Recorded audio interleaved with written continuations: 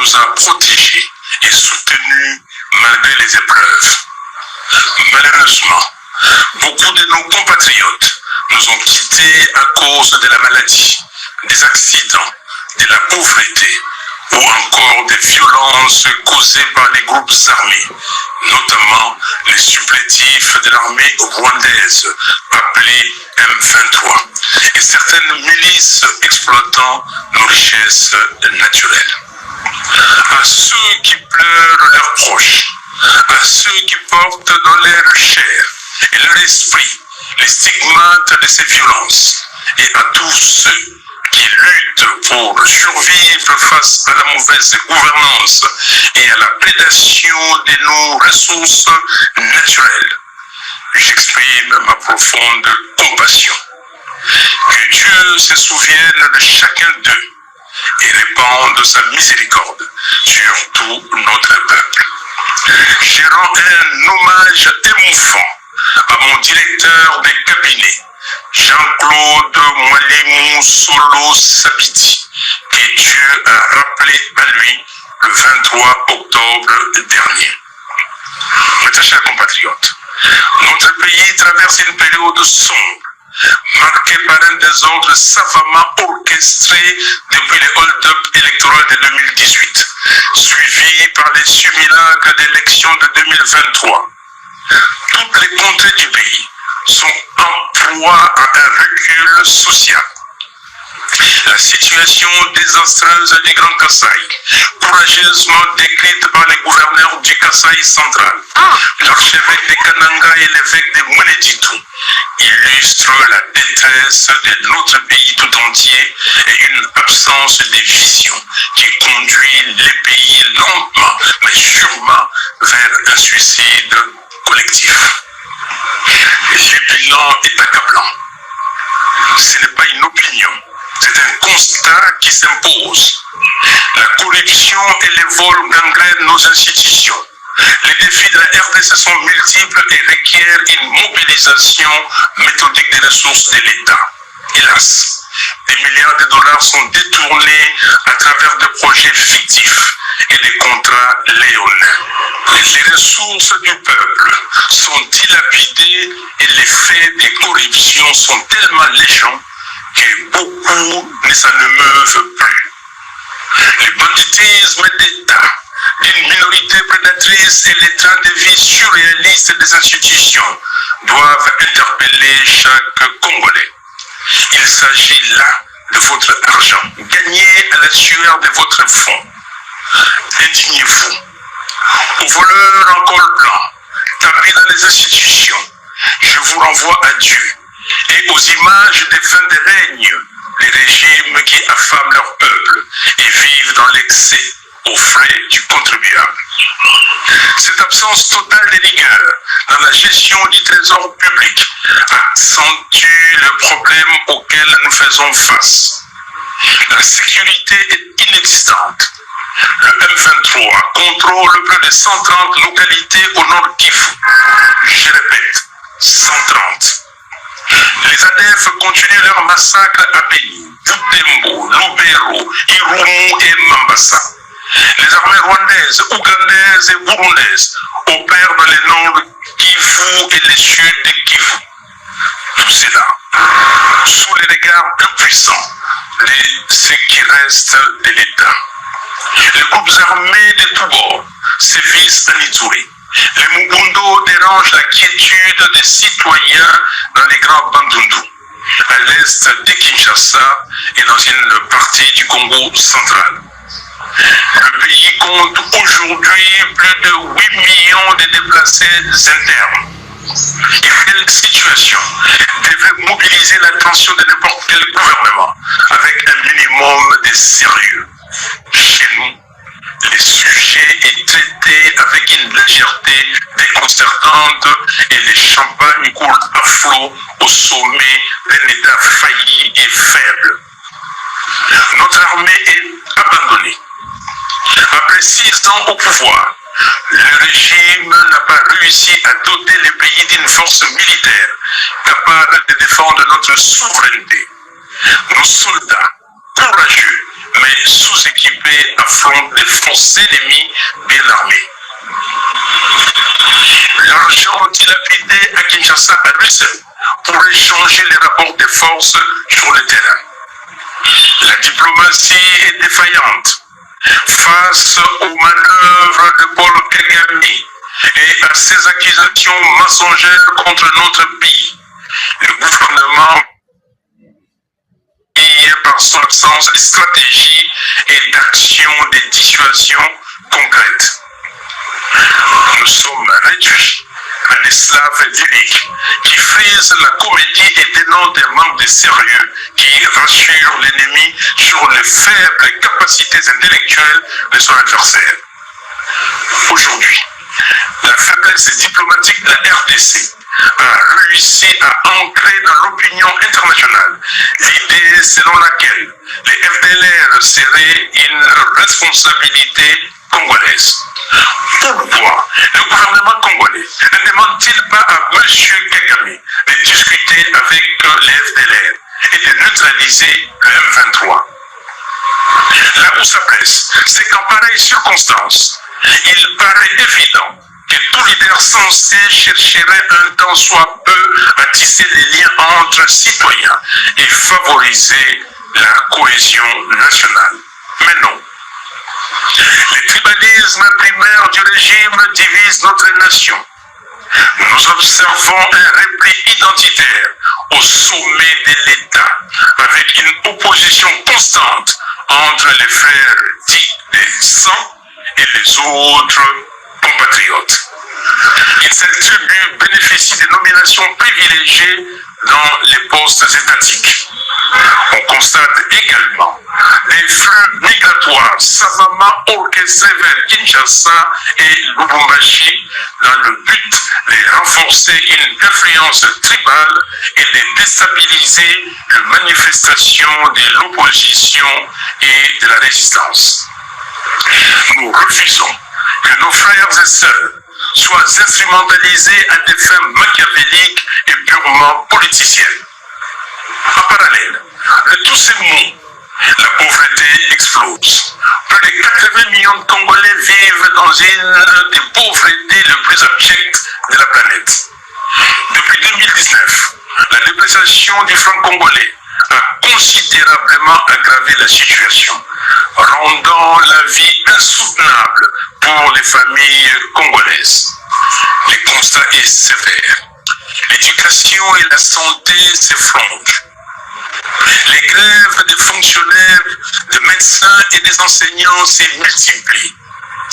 La gratuité de l'enseignement demeure un mirage. Le chômage est à son comble. La jeunesse abandonnée à elle-même voit son avenir compromis. Suite à cette défaillance éducative et à l'éclatement du contrôle parental qui en découle, le banditisme urbain prospère. Les Kourouna et autres gangs terrorisent nos villes. Pire, ces jeunes sont souvent instrumentalisés par le pouvoir pour mater la résistance politique. Les infrastructures sont en ruine. Les routes de desserte agricole sont impraticables, ce qui accentue l'exode rural. L'exploitation illégale de nos ressources naturelles ne cesse d'empirer. La capitale de 17 millions d'habitants, les embouteillages et les bouchons pourrissent la vie des citoyens et la moto est devenue le principal moyen de transport.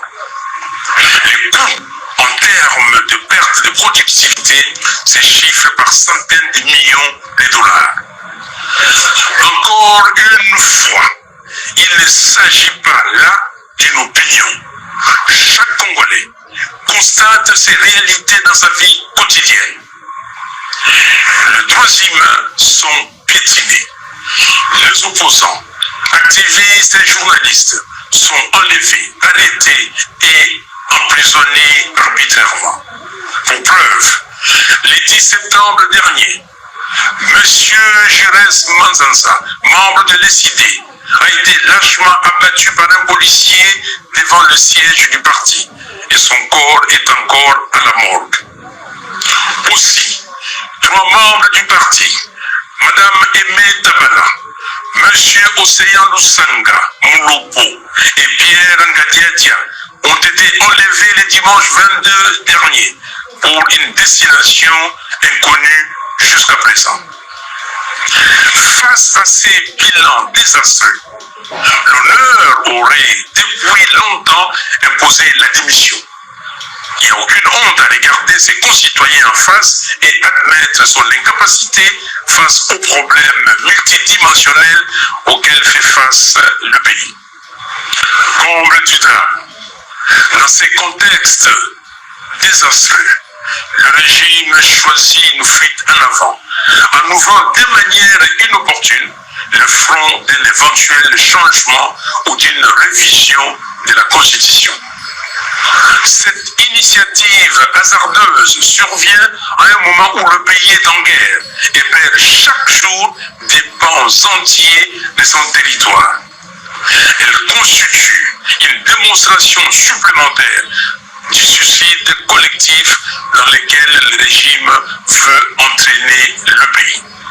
Les mots ne peuvent pas décrire à quel point je suis révulsé de voir une telle absurdité encouragée par certaines élites, des flatteurs qui vivent aux dépens de l'État. Il s'agit là d'une énième distraction et les Congolais le savent. Nos priorités sont ailleurs. Chers compatriotes, nous ne laisserons pas cette tentative de manipulation aboutir. En ce temps de crise, il n'y a ni nécessité, ni opportunité pour un tel projet. Ce que le peuple congolais attend, ce ne sont pas des modifications constitutionnelles opportunistes et intempestives, mais des actions concrètes et courageuses pour relever les défis cruciaux auxquels notre pays est confronté. Ce n'est pas la Constitution qui empêche le régime d'honorer toutes les promesses fallacieuses qu'il a faites au peuple. La Constitution n'empêche pas de doter nos forces armées de moyens efficaces. La Constitution n'empêche personne de libérer les 130 territoires.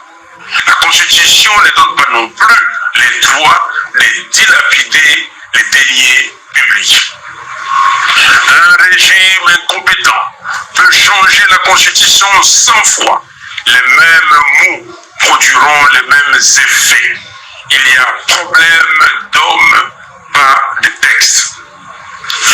Nos efforts doivent être concentrés sur 4 priorités.